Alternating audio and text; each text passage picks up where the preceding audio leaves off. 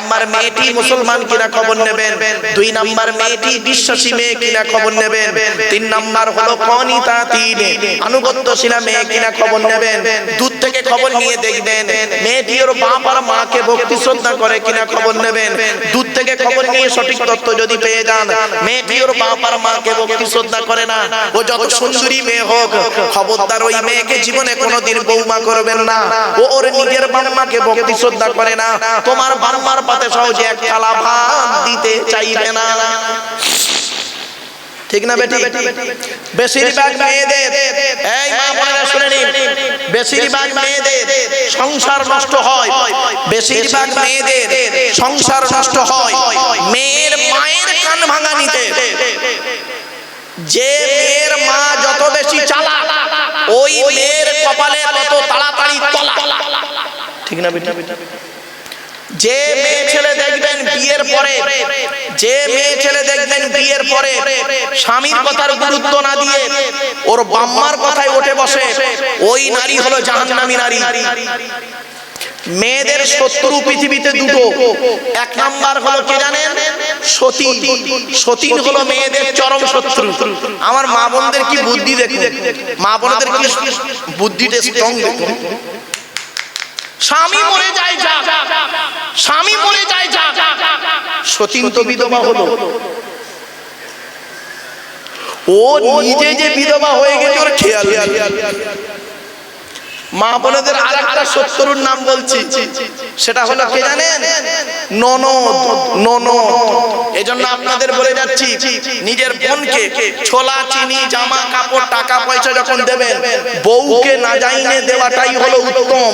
আর এখানে অনেকে আছে বউ পাগলা বিবির গোলাম, বোনকে একটা শাড়ি দিচ্ছে বউকে জানিয়ে, জানো শোনা এইটা বোনকে দিচ্ছি, ওর কলিজা ফেটে যাবে।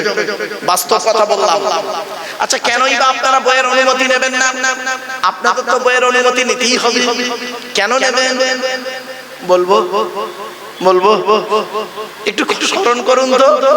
বিয়ের রাতে, বাসর রাতে, ফুলসজ্জার ঘরে একা একা বইয়ের ঘরে যখন ঢুকেছিলেন মনে মনে কিছু কথা কি করে বলেছিলেন কিছু ব্যক্তি, স্মরণ করিয়ে দিন। 50,000 টাকা ইয়াম্মা গাড়ি 5 ভরি সোনা বিনিময়ে আজ থেকে তোমার বাপের কেনা চাকর গোলাম হইয়া গেলাম। তুমি যাহাই বলিবে তাহাই শুনিব, গন্ডগোল যদি করি মারিতে দ্বিধাবোধ করিবে না। তোমার বিরুদ্ধে যদি কোনোদিন কোনো গন্ডগোল করিয়ে থাকি দেগঙ্গা থানায় বধূ নির্যাতন কেস দিয়া বাপ আর মাকে জেল খাটাইয়া লকাবে ঢুকাইয়া আমারে পেটাই দেবে। হয়েছে বাবা, কথাটা শুনতে একটু হাসি লাগলো, বাস্তব কথা বললাম, অনুরোধ করে বললাম। আপনি তো বিক্রি হয়ে গেছেন আপনার শ্বশুরের কাছে, লজ্জা করলো না? যে ছেলেটা মাধ্যমিক পাস করলো, নিরুপমার করুণ গল্পটা গল্প উচ্চ কাহিনী রবীন্দ্রনাথের লেখা, দেনা পাওনা গল্প পড়ার পরে সে ছেলে যদি বলে মাধ্যমিকে স্টার পেয়েছি, আমার সার্টিফিকেটের দাম হলো 50,000 টাকা ইয়াম্মা গাড়ি 5 ভরি সোনা, তবে একটা গরিবের মেয়েকে বিবাহ করব। আমি আব্দুল্লাহ কিল মারুফ বলে যাচ্ছি, মাধ্যমিকে স্টার পাওয়া ছেলেটার থেকে যে ছেলেটা 4 পাস করে বাড়িতে বসে থাকে, 4 পাস করা ছেলেটা মাধ্যমিকে স্টার পাওয়া ছেলের থেকে ভালো। কোথায় আছেন আপনি? এই কোরআনে লেখা আছে সাম্মাউনা লিল কাযিবি আকালুনা লিসসুহুদ। সুদের তাফসীরে বলা হয়েছে বিয়ের পূর্ণিমা যেমন হারাম, ব্যভিচার করা যেমন হারাম। কোথায় আছেন বাবা? রাগ করবেন না, কথাগুলো শুনতে আমরা কটা হারাম শুধু খালি লোককে বলি, যাকে তাকে হারাম করে বলি, আর কোন দিকে হারাম করে খেয়ে বসে আছি নিজেই জানি না। আরেকটা হারাম বলতে শুনে নিন, স্ত্রীর পিতামাতার গালি দেওয়া হারাম। স্ত্রীর পিতামাতা কে বাবা? বলুন একটু কথা বলুন। শ্বশুর শাশুড়ির গালি দেওয়া হারাম। আর আপনি কি করলেন? ঈদের দিনে আপনি করেছেন কি? আপনার স্ত্রী ঘুম থেকে উঠতে একটু দেরি করে ফেলেছে বেচারা, আপনি করলেন কি? তার মামা শীতলে গালি দিলেন, মরা মাটাকে কবর থেকে তুলে আনলেন, মরা বাপটাকে কবর থেকে তুলে আনলেন, আনার পরে আপনি করলেন কি? গোসল করে নতুন জামা কাপড় পরে হাতে সুরমা মেখে ঈদের মাঠে এসে এই ছাদের নিচে বসে ঈদের নামাজ পড়লেন, ইমাম সাহেবের বুকে বুকে মিললেন। আপনি মনে করলেন আপনার ঈদের নামাজ আল্লাহর আরশে আজিমে পৌঁছে গেছে। ইম্পসিবল, অসম্ভব। রাসূল বলছে যে আগে বইয়ের মনটা খুশি করে আয়, তারপরে ঈদের নামাজ পড়বি। বাবাজি বাড়ি থেকে ভাববেন, এখন দাড়িটা পেকে গেছে, ফেরেশতা মতো হয়ে গেছে। 30 বছর বয়সে বউয়ের মেরে হাত ভেঙে দিয়েছেন। সেই হাত ভাঙা বউটা আজও আপনার কাছে, আপনার হাত পা টিপে দেয়, জামা কাপড় কেচে দেয়। ওর ঋণ আপনি শুনতে পারবেন না। শুনে রেখে দিন, পৃথিবীতে এমন একটা ভালোবাসা জানেন, যে ভালোবাসা কোনো রক্তের ভালোবাসা নয়, তার নাম হলো স্বামী স্ত্রীর ভালোবাসা। বাপ বেটার ভালোবাসা হলো ব্লাডের ভালোবাসা, ভাই বোনের ভালোবাসা হলো ব্লাডের ভালোবাসা। কিন্তু স্বামী স্ত্রীর ভালোবাসা হলো একটা অজানা নারী আর পুরুষের মিলনের ভালোবাসা। যে ভালোবাসা পৃথিবীর প্রথম ভালোবাসা, আদম আর হাওয়া, আজও সেই রয়েছে। স্বামী স্ত্রীর মহব্বত ভালোবাসা হলো আল্লাহর দেয়া নিয়ামত। জোরে বলে আপনি আপনার স্ত্রীকে গুরুত্ব দিন। আপনি কি জানেন একজন স্বামীর দায়িত্ব হলো স্ত্রীকে কমসে কম 17টা শিক্ষা দিতে হবে। আপনি আপনার স্ত্রীকে কটা শিক্ষা দিয়েছেন? একটাও তো দেননি। আমার জন্মদাতা বাপটা কি বলে শুনবেন? ওকে জন্ম দিয়ে পাপ করেছি। পেটে ধরা মাটা কি বলে শুনবেন? পেটে ধরে ভুল করেছি। কেন? কি এমন কাজ করলেন যে মা 10 মাস 10 দিন গর্ভে ধারণ করলো, শীতকাল বর্ষাকাল গ্রীষ্মকাল কোন কালকে দেখলো না, আঁচল ঢাকা দিয়ে নিয়ে রাখলো? যে মা আমার নিজের পেশাবের উপরে ঘুমিয়ে শুয়ে আমাকে তার বুকের উপরে স্থান দিল, কি এমন কাজ করলেন? কার মাধ্যমে করলেন? সেই মা চোখের পানি ফেলে। মনে রাখবেন, ছেলে যখন ডাক্তারকে ফোন করেছে, স্যার আমার বাচ্চা 3 দিন নড়ছে না পেটে। ডাক্তার বলল, কেন? আল্ট্রাসোনোগ্রাফি করে যা দেখলাম সব ঠিকই আছে তো। না নড়ার তো কোনো কথাই নেই। তুমি কোনো পেটে আঘাত করেছো? না স্যার। চাপ দিয়েছো? না স্যার। এ তো কিছু শোনা, এক কাজ করো, তুমি 1 লিটার পানি পান করো তো। তা মেয়েটা পানি পানি করলো, চিন্তিত হয়ে আছে মা। বাচ্চারা মনে হয় নড়েনে মরে গেছে। তার মা খুব কাঁদছে। আসরের নামাজ পড়তে বসেছে মা। নামাজ পড়ে সেজদায় থেকে উঠে সালাম ফিরিয়ে আল্লাহর কাছে দুটো হাত তুলেছে, আল্লাহ আমার বাচ্চাটাকে মেরে দিও না। কিছুক্ষণ পরে বাচ্চাটা মায়ের পেটের ভিতরে লাথি মেরেছে। অমনি মা তখন আনন্দে হেসে ফেলেছে। মোনাজাত শেষ করে ডাক্তারকে বলে, স্যার বাচ্চাটা নড়েছে, লাথি মেরেছে। ডাক্তার বলল, কোনো অসুবিধা নেই, নো প্রবলেম। তো বাচ্চা যখন মায়ের পেটের ভিতরে লাথি মারে, মা তখন আনন্দে হেসে ফেলে। আর ওই ছেলে যখন পৃথিবীর মুখ দেখে কারোর কথা শুনে মার গায়ে লাথি মারে, মায়ের চোখ ফেটে পানি পড়ে। দুটোই লাথি, একটা ছিল মায়ের পেটের ভেতরে লাথি, একটা ছিল পেটের বাইরে লাথি। বাবাজি, বাপের ভাত দাও না, মার ভাত দাও না, তুমি আমার ওয়াজ শুনবে? তোমার মতো নিকৃষ্ট শ্রোতা আমার প্রয়োজন নেই। বাস্তব কথা বললাম। তুমি বাপের গুরুত্ব দাও না, মায়ের গুরুত্ব দাও না, জন্মদাতা বাপকে দেখো না, পেটে ধরা মাকে দেখো না। ছোট্ট একটা উদাহরণ দিচ্ছি, রাগ করবেন না কেউ। আমার দিকে তাকান।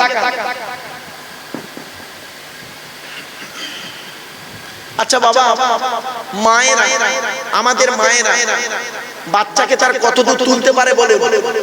আমার দিকে তাকান। ঠিক না বেঠিক? মা তার বাচ্চাকে এই কাঁধ পর্যন্ত, এই বুক পর্যন্ত তুলতে পারে, এর বেশি আর তুলতে পারে না মা। বুঝতে পারছেন? আর বাপ তার ছেলেকে প্রথম কাঁধে তুলে বাপ বলে, বেটা আমি লেখাপড়া ভালো শিখতে পারিনি রে, আমার মেহনতের টাকায় তুই লেখাপড়া শিখে আমার কাঁধে বসে আমার চোখ যত দূর না যাচ্ছে তার থেকে বেশি দূরে যেন তোর চোখ যায়, আমি দোয়া করি। তারপরে বাপ করে কি দেখবেন, ছেলেটাকে মাথায় তুলে নেয়, মাথায় তুলে বলে, বেটা তোর ভবিষ্যৎ আমি করতে পারিনি, যতটুকু করলাম এই মাথায় রেখে দিলাম, তুই অনেক দূরে পৌঁছা। দুঃখের বিষয়, বাপ যখন বেঁচে ছিল না তখন টাকা চাইতো, মা যখন বেঁচে ছিল আপনাদের টাকা চাইতো, দিতে পারতেন না। এখন তখন কাছে টাকা ছিল না, গরিব, এখন পকেট ভর্তি টাকা। বাম্মার চাওয়ার মতো বাম্মার নেই, তারা আজ মাটির নিচে।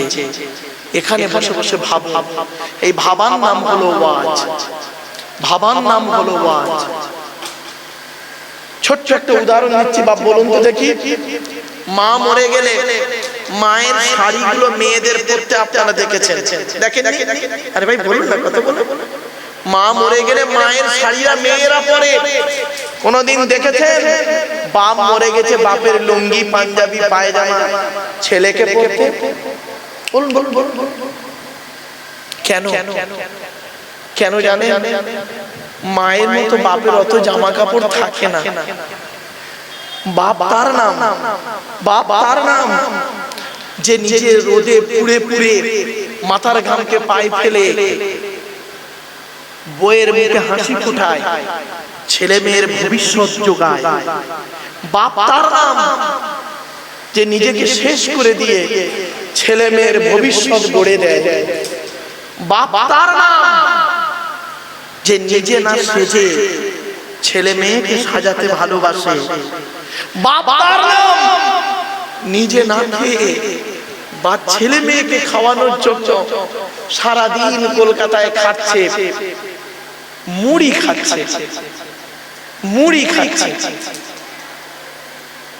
আর 30 টাকা খাবার হোটেলে রাস্তার ধারে দাঁড়িয়ে দাঁড়িয়ে খাচ্ছে। সমস্ত রোজগারের টাকাটা এনে বইয়ের হাতে দিচ্ছে, আর বউ করছে কি রিল্যাক্স করছে, ছেলে মেয়ে করছে কি রিল্যাক্স করছে। বাপ তার নাম যাদের বাম্মা মরে গেছে এখানে বসে বসে মানুষের বাচ্চা যদি হয়ে থাকে, মানুষের চামড়া যদি গায়ে থাকে, তাহলে কাল সকাল থেকে বাম্মা যাদের মরে গেছে হক আদায় করবেন, যাদের বাম্মা বেঁচে আছে তাদেরও হক আদায় করবেন। বাম্মা জীবিত থাকলে যেমন হক আছে, বাম্মা মারা যাওয়ার পরে তেমন হক আছে। শুনুন, শুনলে চমকে যাবে। অসুবিধা হচ্ছে বাবা আপনাদের? আল্লাহর নবী একদিন বসে আছেন মসজিদে নববীতে, মসজিদে নববীতে বসে আছে। এমন সময় এলাকার সবথেকে ধনী লোকটা আসছে। এলাকার সবথেকে ধনী নাম কি? হযরতে আমর জামুহ রাদিয়াল্লাহু তাআলা আনহু, প্রচুর টাকার মালিক। উনি আসছেন, নবীজির ডান দিকে বসে আছেন হযরত আবু বকর সিদ্দিক রাদিয়াল্লাহু তাআলা আনহু। নবীকে বলছেন, ইয়া রাসূলুল্লাহ, এলাকার সবথেকে ধনী লোকটা আসছে আপনার কাছে, দেখুন। নবীজি বললেন, ওকে আসতে দাও। উনি এসেছেন, আসার পরে সালাম দিলেন। নবীজি বললেন, জবাব দিয়ে বললেন বসো। বসলেন। কিছুক্ষণ পরে উনি নবীকে প্রশ্ন করছেন, ইয়া রাসূলুল্লাহ, আল্লাহ আমার অনেক অর্থ দিয়েছে, টাকা পয়সা দিয়েছে, তো আপনি যদি একটু বলে দিতেন মারা যাওয়ার আগে টাকা পয়সা কোথায় ব্যয় করলে আল্লাহ খুশি হবে, যদি একটু বলে দিতেন আমি মরণের আগে ধন সম্পদ টাকা পয়সা গুলোকে আমি সেই রাস্তায় ব্যয় করে চলে যেতাম। ব্যাস, উনি বলে বসে আছেন, উনি বলে বসে আছেন। সঙ্গে সঙ্গে আমার আল্লাহ জিবরাইলকে বললেন, জিবরাইল চলে যাও। ওনাকে কেন্দ্র করে কোরআনের এই আয়াতটা নাযিল হলো, শুনে নিন। ইয়াসআলুনাকা মাযা ইউনফিকুন কুল মা আনফাকতুম মিন খায়রিন ফালিল ওয়ালিদাইনি ওয়াল আকরাবিন। 2 নম্বর পারা 12 নম্বর পৃষ্ঠা 13 নম্বর লাইন সূরার নাম সূরা বাকারা। নবী তোমাকে ওরা প্রশ্ন করছে টাকা পয়সা কোথায় ব্যয় করলে আল্লাহ খুশি হবে। নবী তুমি বলে দাও টাকা পয়সা গুলো সর্বপ্রথম তোমরা তোমাদের বুড়ো বুড়ি বাম্মার পিছনে ব্যয় করবে, আল্লাহ খুশি হয়ে যাবে। গাছের প্রথম ফলটা পীর সাহেব মনি সাহেবরা না খাইয়ে জন্মদাতা বাম্মাকে খাওয়াবে। ব্যবসার প্রথম টাকাটা, লাভের টাকাটা একে তাকে না খাইয়ে জন্মদাতা বাম্মার গালে তুলে দেবেন। পৃথিবীর সকলের দোয়া কবুল হতে পারে না পারে, পীর সাহেবের দোয়া কবুল হতেও পারে না পারে, কোনো গ্যারান্টি নেই। মুফতি সাহেব, মাওলানা সাহেব, ইমাম সাহেব, বক্তা সাহেবের দোয়া কবুল হতেও পারে নাও পারে, কোনো গ্যারান্টি নেই। কিন্তু 3 ব্যক্তির দোয়া আল্লাহর দরবারে কবুল হবেই হবে 100%। এক নাম্বার হলো নবী বলেছেন সালাসু দাওয়াতি মুস্তাজাবাতিন লা শাক্কা ফিহি। এক নাম্বার হলো দাওয়াতুল মাজলুম অত্যাচারকৃত মানুষের দোয়া। কোন স্বামী যদি তার স্ত্রীর উপরে অন্যায়ভাবে অত্যাচার করে, কোন স্ত্রী যদি তার স্বামীর উপরে অন্যায়ভাবে অত্যাচার করে, আর ওই স্ত্রী যদি বলে আল্লাহ আমি অন্যায় করিনি, আমার স্বামী আমার উপরে নির্মমভাবে অত্যাচার করছে, আল্লাহর তরফ থেকে গজব পড়ে যাবে, বলতে আর হবে না। অনেক শাশুড়ি আছে দেখবেন নিজের মেয়েকে খাইয়ে নিয়ে ঘরের ভেতর ঢুকে পড়লো, বৌমা পরের মেয়ে খেয়েছে কি তা খবর নিল না। অনেক ননদ আছে দেখবেন ভাইয়ের কানে কামড়াচ্ছে যাতে ভাই ভাবিকে মারে, এই ধান্দা করে। অনেক বৌমা আছে দেখবেন ডেঞ্জার, স্বামীর ইনকাম বেশি, স্বামীটাকে নিয়ে ছেলেটাকে মেয়েটাকে নিয়ে খালি আলাদা খাবার ধান্দা করে। একই দিয়ালের এপারে স্বামী স্ত্রী ছেলে মেয়েকে নিয়ে মুরগির গোশত দিয়ে ভাত খায়, আর শ্বশুর শাশুড়ি বুড়ো বুড়ি দিয়ালের ওপারে আলু ভর্তা ডাল খাচ্ছে। ওই বৌমার একটু বিবেকে বাঁধলো না, আজকে আমার বাম্মা যদি থাকতো আমি গোপনে এক পিয়ালা তরকারি দিয়ে আসতাম। ওরে বৌমা, তুমি মুফতি সাহেবের মেয়ে হও, হাজী সাহেবের মেয়ে হও, তুমি যদি তোমার শ্বশুর শাশুড়িকে নিজের বাম্মার মতো ভক্তি শ্রদ্ধা করতে না পেরেছো, তোমার মতো বৌমাও হলো জাহান্নামী। ইসলাম এক পেশে কথা বলে না। দুই নাম্বার হলো ওয়াদাবাতুল মুসাফিরি, মুসাফিরের দোয়া আল্লাহ কবুল করে। তিন নাম্বার হলো ওয়াদাবাতুল ওয়ালিদি আলা ওয়ালাদিহি, কোন বাপ আর মা যদি নিজের কলিজার টুকরা সন্তানের জন্য দোয়া চেয়ে যায়, বিদ্যুতের থেকে দ্রুত গতিতে বাম্মার দোয়াটা আল্লাহর দরবারে কবুল হয়ে যায়। এজন্য বাপেদের অনুরোধ করে বলে যাচ্ছি, যাদের বাম্মা বেঁচে আছে এখনো সুযোগ আছে, এই সুযোগটা হাতছাড়া করবেন না। আল্লাহর নবী বললেন, এই কথা বলার পরে নবীজির সামনে একজন সাহাবী যুবক ছেলে বললেন, ইয়া রাসূলুল্লাহ, যুদ্ধের ময়দানে গিয়েছিলাম, এসে দেখছি আমার মা মারা গেছে, এখন আমি কি করব বলুন? আমার মা মারা গেছে, আমি এখন কি করব? নবীজি বললেন, তুমি তোমার মায়ের জন্য দুটো কাজ করবে। এক নাম্বার, তুমি তোমার মায়ের জন্য রুহে মাগফিরাতের দোয়া চাইবে, যেন আল্লাহ তোমার মাকে ক্ষমা করে দেয়, জীবনের গুনাহ কাটাগুলি ক্ষমা করে দেয়। দুই নাম্বার হলো, ও যুবক, তুমি তোমার মায়ের জন্য দান খয়রাত করবে, কবরে শুয়ে শুয়ে তোমার মা সওয়াব পাবে। একজন ব্যক্তি দাঁড়িয়ে বললেন, ইয়া রাসূলুল্লাহ, আমার বাপ নেই মা নেই, দুজনেই অন্ধকার নীরব নগরে চলে গেছে, আমি কি করব? আল্লাহর নবী বললেন, মান যারা কবরা আবাওয়াইহি আও বাহাদিহিমা ফি কুল্লি জুমআতিন গুফিরা লাহু ওয়া কুতিবা লাহু বারআম। নবী বলেন, জুম্মার দিনে যদি কোনো ছেলে তার বাপ আর মায়ের কবরটা একবার জিয়ারত করে, ওই ছেলের দোয়ার ওসিলায় বাম্মার কবরটাকে আল্লাহ আলোয় আলোকিত করে দেয়। মাসে যদি 4টা শুক্রবার হয়, বছরে হলো 48টা, 8 বার যান বাম্মার কবরে। তা আপনি আপনার বাম্মার কবর জিয়ারত যদি শুক্রবারে না করেন, আপনি আশা করলেন কি করে? আপনি মরে গেলে আপনার ছেলে আপনার জন্য দান খয়রাত করবে, এই আশা করতে আপনার লজ্জা লাগলো না? আপনি আপনার বাম্মার কবর জিয়ারত করেন না, আপনি আপনার বাম্মার জন্য দান খয়রাত করেন না, তা আপনি আশা করলেন কি করে যে আমি মরে গেলে আমার ছেলে আমার নামে অনেক কিছু করবে? এটা আশা করলেন কি করে? বাড়িতে গিয়ে বাস্তব কথা বলে গেলাম। আল্লাহর নবীদের পরেই স্থান হলো বাপ আর মা। এই কোরআনে আল্লাহ বলেছেন বাম্মার সেবা যত্নের কথা 16 জায়গায় আছে। বাম্মার সেবা যত্নের কথা কত 16 জায়গায় আল্লাহ বলেছেন বাম্মার সেবা যত্নের কথা। একজন পুরুষ 4 জনকে খুশি করলে জান্নাতি, একজন পুরুষ 4 জনকে খুশি করলে জান্নাতি, একজন নারী 3 জনকে খুশি করলে জান্নাতি। পুরুষ 4 জন থেকে শোনো। 1 নাম্বার, পুরুষ আপনি আপনার রব আল্লাহকে খুশি করুন, অর্থাৎ এই কোরআন মোতাবেক জীবন যাপন করুন, হালালকে গ্রহণ করুন, হারামকে বর্জন করুন, হারাম থেকে দূরে সরে থাকুন। হারাম খাবার খাওয়া থেকে নবীজি বললেন, তোমরা আমাকে দুটো জিনিসের গ্যারান্টি দাও, 2 ঠোঁটের মাঝখানে 2 রানের বীজখানে। জিভের গ্যারান্টি দাও। হারাম খাবার খাওয়া থেকে জিভটাকে ঠিক করো, বাজে ভাষা বলা থেকে জিভটাকে ঠিক করো, পরনিন্দা পরচর্চা করা থেকে জিভটাকে ঠিক করো। আর 2 নাম্বার নবী বললেন, 2 রানের বীজখানে লজ্জাস্থানের গ্যারান্টি দাও। 2 ঠোঁটের মাঝখানে 2 রানের বীজখানে, এই দুটো জিনিসের গ্যারান্টি তোমরা আমাকে দাও, আমি মুহাম্মদ সাল্লাল্লাহু আলাইহি ওয়াসাল্লাম তোমাদের জান্নাতের গ্যারান্টি দিয়ে দেব। জান বাড়ি চলে যান, গিয়ে দেখবেন হয় চাচার নিচে খারাপ, নয় চাচার উপর খারাপ। রাগ করবেন না, বাস্তব কথা বললাম। এই জন্য নবী বলেছিলেন, the messenger of Allah peace be upon him said, the best are those with good manner. নবী বলেন, তোমাদের মধ্যে উত্তম ব্যক্তি হলো ওই লোকটা যার ক্যারেক্টার, চরিত্র ভালো, ওই লোকটাই হলো উত্তম ব্যক্তি। একজন উকিল, ব্যারিস্টার, মাস্টার, ডাক্তার, মোল্লা, মৌলভী সাহেব, পীর সাহেব, দরবেশ সাহেব, আমির সাহেব, মুফতি সাহেবের যদি চরিত্র খারাপ হয়, আর একজন টোটোওয়ালার চরিত্র যদি ভালো হয়, টোটোওয়ালাটাই হলো আল্লাহর কাছে প্রিয় ব্যক্তি। Many loss is something lost, health loss is nothing lost, but character loss is everything lost. মানুষের যদি টাকা চলে যায়, ইনকাম করলে টাকাটা আবার ফিরে আসবে। মানুষের যদি শরীর চলে যায়, ভালো মন্দ খেলে শরীরটাও ফিরে আসবে।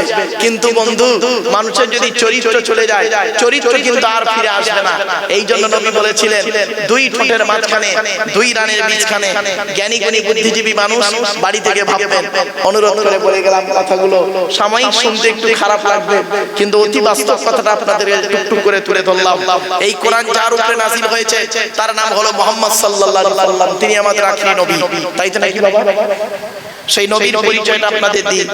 আমাদের নবীর নাম মুহাম্মদ সাল্লাল্লাহু আলাইহি ওয়াসাল্লাম। তিনি কোন বংশে জন্মগ্রহণ করেছেন বাবা বলতে পারবেন? কুরাইশ বংশে। কার নাম কুরাইশ? দয়া করে একটু শুনে যান, তবে সুবহানাল্লাহ একটু জোরে বলতে হবে, পারবেন তো? মুহাম্মাদের বাপের নাম আব্দুল্লাহ, আব্দুল্লাহর বাপের নাম আব্দুল মুত্তালিব, আব্দুল মুত্তালিবের বাপের নাম আব্দে মান্নাফ, আব্দে মান্নাফের বাপের নাম হাশিম, হাশিমের বাপের নাম কুসাই, কুসাইয়ের বাপের নাম কিলাব, কিলাবের বাপের নাম মুররা, মুররার বাপের নাম লুবাই, লুবাইয়ের বাপের নাম কাব, কাবের বাপের নাম গালিব, গালিবের বাপের নাম ফিগির, ফিগির থেকে কুরাইশ বংশ এসেছে। নবীর বাপের নাম আব্দুল্লাহ, মায়ের নাম আমিনা, দাদার নাম আব্দুল মুত্তালিব, দাদির নামটা কি? মেতিনা বিনতে খব্বাব, ব্র্যাকেটে ফাতেমা, কেউ বলেছেন সামিরা। নবীর নানার নাম হলো আব্দুল ওয়াহাব জুবুরি, নবীর নানির নাম হলো বারিরা বা বাররা, নবীর দুই মার নাম হলো হালিমা, নবীর দুই বাপের নাম হলো হারিস, নবীর দুই ভাইয়ের নাম আব্দুল্লাহ, নবীর বাপের নাম আব্দুল্লাহ, নবীর দুই ভাইয়ের নাম আব্দুল্লাহ। দুজনে করে ফেলবেন না। নবীর জন্ম 570 খ্রিস্টাব্দে, ইংরেজি কি মাস ছিল? 29 আগস্ট। আর নবীর আকিকা হয়েছিল 570 খ্রিস্টাব্দের 5 সেপ্টেম্বর। 570 খ্রিস্টাব্দের 5 সেপ্টেম্বর নবীর আকিকা হয়েছিল। আর নবীর বেলাদাত হলো 570 খ্রিস্টাব্দের 29 আগস্ট। আরবি মাস ছিল রবিউল আউয়াল মাস 12 তারিখ, মতান্তরে 9 তারিখ। সোমবার সবে সাদেকের সময় আরবের মক্কা নগরী কুরাইশ বংশে নবীর জন্ম। নবীর বাপেরা হলো 10 ভাই, নবীর মায়েরা হলো 19 বোন। নবীর 9টা চাচা, নবীর 9টা চাচা, 18টা খালা, 6টা ফুফু, 7টা ছেলে মেয়ে। নবীর 9টা চাচার নাম কি? বড় চাচার নাম হারিস, জুবায়ের, মুকাইয়িম, ফাইদা, জাইদা, আবু লাহাব, হামজা, আব্বাস, আবু তালেব। নবীর বাপ হলো আব্দুল্লাহ। নবীর 7টা ছেলে মেয়ে, 3টে পুত্র সন্তান, 4টে কন্যা সন্তান। 3টে পুত্র সন্তানের নাম কি? 3টে পুত্র সন্তানের নাম হলো, বড় ছেলেটার নাম হলো কাসেম, পরের ছেলেটার নাম হলো তাহের বা তৈয়েব, ছোট ছেলেটার নাম হলো ইব্রাহিম। 4টে কন্যা সন্তানের নাম কি? বড় মেয়েটার নাম যায়েনাব, রুকাইয়া, উম্মে কুলসুম, ছোট মেয়েটার নাম হলো ফাতেমা, যার সঙ্গে নবীজি হযরত আলী রাদিয়াল্লাহু তাআলা আনহুর সঙ্গে বিবাহ দিয়েছিলেন। হযরত আলী রাদিয়াল্লাহু তাআলা আনহুকে জামাই করতে গেলেন কেন নবীজি? আলীর মধ্যে আল্লাহ পাক অনেক গুণ দান করেছিলেন, তার মধ্যে দুটো গুণ আপনাদেরকে তুলে ধরছি। শুধু আলী রাদিয়াল্লাহু তাআলা আনহু শুধু নয়, প্রত্যেকটা সাহাবীর মধ্যে আল্লাহ পাক অনেক গুণ দান করেছিলেন। সাহাবীদের সম্পর্কে কোনোদিন বাজে মন্তব্য করবেন না। আল্লাহর নবী বলেছেন, আসহাবিকান নুজুম বিআইয়িহিম ইক্তিদাইতুম ইহতিদাইতুম। আমার সাহাবীরা হলো প্রত্যেকটা নক্ষত্রের ন্যায়, যাকে অনুসরণ করবে তার মাধ্যমে দুনিয়াতে শান্তি সম্মান পাবে, আখিরাতে জান্নাত পেয়ে যাবে। চলুন ওই ছেলেকে জামাই করবেন, যাই ছেলেকে জামাই করবেন না যে ছেলের মধ্যে কমসে কম দুটো গুণ পাবেন। খালি একলা বাপের একটা ছেলে দেখে ছুটবেন না, সব একলা বাপের একটা ছেলে সমান নয়। ওই ছেলেকে জামাই করবেন যে ছেলের মধ্যে কমসে কম দুটো গুণ পাবেন। আর কোন মেয়েকে বৌমা করবেন, খালি সাদা চামড়া দেখে ছুটবেন না, সব সাদা চামড়ার মেয়ে ভালো নয়। বাংলায় একটা কথা আছে, নদীর জল ঘোলা ভালো, জাতের মেয়ে কালো ভালো। ফেলে দেবেন না বাবা, বাস্তব কথা। কোন মেয়েকে বৌমা করবেন, যাই তাই মেয়েকে বৌমা করবেন না। মৌলানা সাহেবের মেয়ে বলি যে বৌমা করলে আপনি সুখী হবেন, কোনো গ্যারান্টি নেই। ঠিক না? ঠিক। ওই মেয়েকে বৌমা করবেন, কোরআন বলেছে যে মেয়ের মধ্যে কমসে কম 6টা গুণ পাবে। ছটা। তা আগে কোনটা বলবো বাপ, ছেলেদের না মেয়েদের? আগে ছেলেদের হতো নাকি? আমার মা বোনরা আছে না সব চলে গেছে? হুজুর আছে? আমার মা বোনের একটু শুনে নিন মা। ওই ছেলেকে জামাই করবেন যে ছেলের মধ্যে কমসে কম 2টো গুণ পাবেন। 1 নাম্বার ছেলেটি সৎ ছেলে কিনা খবর নেবেন। সৎ কাকে বলে এখানেই ব্যাখ্যা করলাম। 2 ঠোঁটের মাঝখানে 2 ধানের বীজখানে, বাড়িতে গিয়ে ভাববেন। 2 নাম্বার ছেলেটি কর্মী কিনা খবর নেবেন। বাপের হোটেলে খায় এমন ছেলেকে জামাই করবেন না। ছেলে নিজে কি পরিশ্রম করে খবরটা নেবেন। এবার আসছে শুনে নিন, একটু ব্যাখ্যা করে দিই। কোটিপতির ছেলে যদি কুড়ে হয়, কুড়ে বোঝেন তো? কুড়ে, কোটিপতির ছেলে যদি কুড়ে হয় 2 বছর পরে বিভিন্ন অ্যাঙ্গেলে শ্বশুরের কাছে বাতি ধরবে। বুঝতে পারছেন? বুঝতে পারছেন? তাহলে খুলে বলি, আমার কথা বুঝতে গেলে একটু ব্রেন লাগবে। বলিছে আগে থেকে, কোটিপতির ছেলে যদি কুড়ে হয়, কুড়ে কুড়ে কুড়ে মানে অলস, বিভিন্ন অ্যাঙ্গেলে 2 বছর পরে শ্বশুরের কাছে বাতি ধরবে। কিরকম দেখবেন? শ্বশুর ধরুন কোটিপতি, শ্বশুর কোটিপতি, এ তো কুড়ে, এ কুড়ে, এ কাজকর্ম করে না। কি করছে জানেন? হঠাৎ করতে কিছু নেই, বছর 2 সংসার ভালো চললো, শ্বশুর দিয়েছে কিছু, সংসার চললো। তারপরে এখন এবার কি করছে? কি করে? কুড়ে কুড়েদের অবস্থা দেখুন। শ্বশুরের কাছে টাকা ঝাড়তে হবে, কি করে ঝাড়া যায়? ডাইরেক্ট যদি বউকে বলি, বউ উল্টো পাল্টা বলবে। আর শ্বশুরকে ডাইরেক্ট বলা যাবে না, আব্বা জান আমাকে টাকা দেন, তাহলে ওই ছোট লোকের বাচ্চা। তা কি করবে? 3 দিন বাইরে খাবে, বাড়ির ভেতরে এসে মনটা খারাপ খারাপ থাকবে।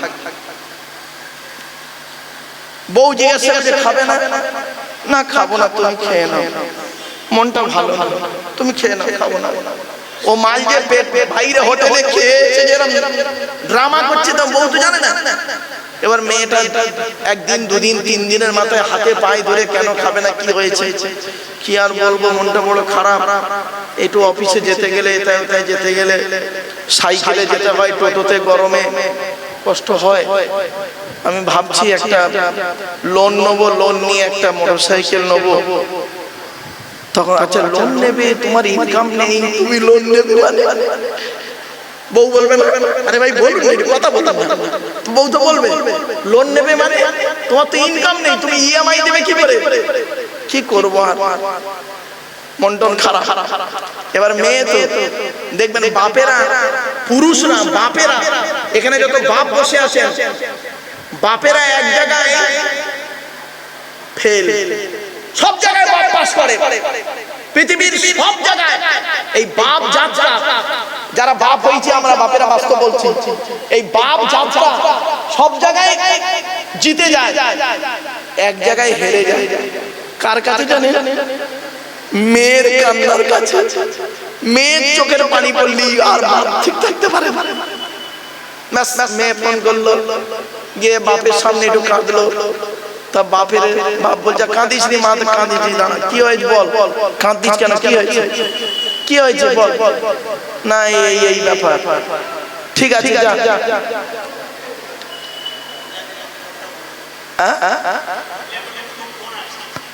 মা বোনেরা একটু আসতে, মা তো বাবন মেয়েকে বলছে যা কাঁদিস নি, আর কাঁদিনি, একটা মোটরসাইকেলের দাম কত? তা আমি জানি তোমার জামাইকে ফোন করি। আচ্ছা ভাই 1 লাখ টাকা হলে তো হয়, ও মাল আবার 3.5 লাখ টাকার মালটা ঢোক করে রেখেছে। বুঝতে পারছেন? বাপ পয়সা আছে বাপের, মেয়ের কাছেই বাপ হেরে গেল।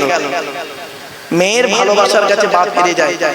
এখানে যারা বাপ হয়েছেন না, মেয়েদের প্রতি ভালোবাসবেন। আল্লাহ রাসূল কি বলেছেন শোনো, একটা হাদিস আপনাদের বলি। মুসা বলে একজন নবী ছিল, নাম শুনেছেন? আরে বলুন, কথা বলুন। তো মুসা নবী একদিন আল্লাহকে বলছেন, আল্লাহ আপনি খুশি হলে কি করেন?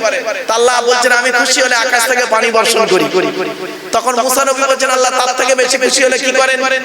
তা বলছে আল্লাহ বললেন যে বান্দার উপরে তার থেকে বেশি খুশি হই ওই বান্দার বাড়িতে মেহমান পাঠিয়ে দিই। জোরে বলে তো আজকের এই জলসাকে কেন্দ্র করে যাদের যাদের বাড়িতে মেহমান এসেছে তারা খুব সুখী মানুষ, আল্লাহর মানে মনোনীত মানুষ। তবে দুঃখের বিষয় মেহমানগুলো এসেছে খালি ঘুরতেছে, এখানে জলসায় বসে তো ওই মেহমান খুশি হবে, আল্লাহ খুশি হবে না। ওই এসেছে জলসার কেন্দ্র করে আর খেয়ে দিয়ে খালি পালাচ্ছে। যাক যাক যাক যাক। এরপরে মুসা নবী বললেন আল্লাহ সব থেকে বেশি খুশি হলে কি করে? আল্লাহ বললেন যে বান্দার উপর আমি সব থেকে বেশি খুশি হই তার বাড়িতে আমি আল্লাহ কন্যা সন্তান দান করি। এজন্য যাদের বাড়িতে কন্যা সন্তান আছেন তারা হলেন ভাগ্যবান। বাস্তব বলছি, মেয়ে হলে কোনোদিন মুখ দেখাবেন না। জানেন 10টা কুছেঁচড়া 10টা ছেঁচড়া নোংরা জঘন্য কুপুত্র সন্তানের থেকে একটা আল্লাহওয়ালা কুসন্তান যথেষ্ট, কন্যা সন্তান যথেষ্ট। ঠিক না বেঠিক? বদমাইশ 10টা পুত্র সন্তানের থেকে একটা আল্লাহওয়ালা মেয়ে সন্তান যথেষ্ট। বাস্তবটাই বললাম বাবা, কথাটা আমারে ফেলে দেবেন না, একেবারে বাস্তব বললাম আপনাদেরকে। চলো তো এবারে মা বাপ বলল ঠিক আছে যা। এই জন্য বলি আপনাদেরকে বারে বারে বলছি, ওই ছেলেকে জামাই করবেন যে ছেলের মধ্যে দুটো গুণ পাবেন। 1 নাম্বার ছেলেটি সৎ ছেলে কিনা খবর নেবেন, 2 নাম্বার ছেলেটি কর্মী কিনা খবর নেবেন। এবার আসছি কোন মেয়েকে বৌমা করবেন। এই মা বোনেরা খুব বলার আওয়াজ আমার কানে শোনাচ্ছিলে, শ্রোতাদের কানে খুব শোনাচ্ছিলে, এবার শুনে নাও কোন মেয়েকে বৌমা করবেন। এই কোরআনে আল্লাহ বলে দিয়েছেন মুসলিমাতিন মুমিনাতিন কানিতাতিন তাইবাতিন আবিদাতিন সাইহাতিন সাইয়্যিবাতিন ওয়া আবকারা। আয়াত কোথায় আছে? 28 নম্বর পারা 19 নম্বর বিষয় 11 নম্বর লাইন, সূরার নাম সূরা তাহরিমের 5 নম্বর আয়াত।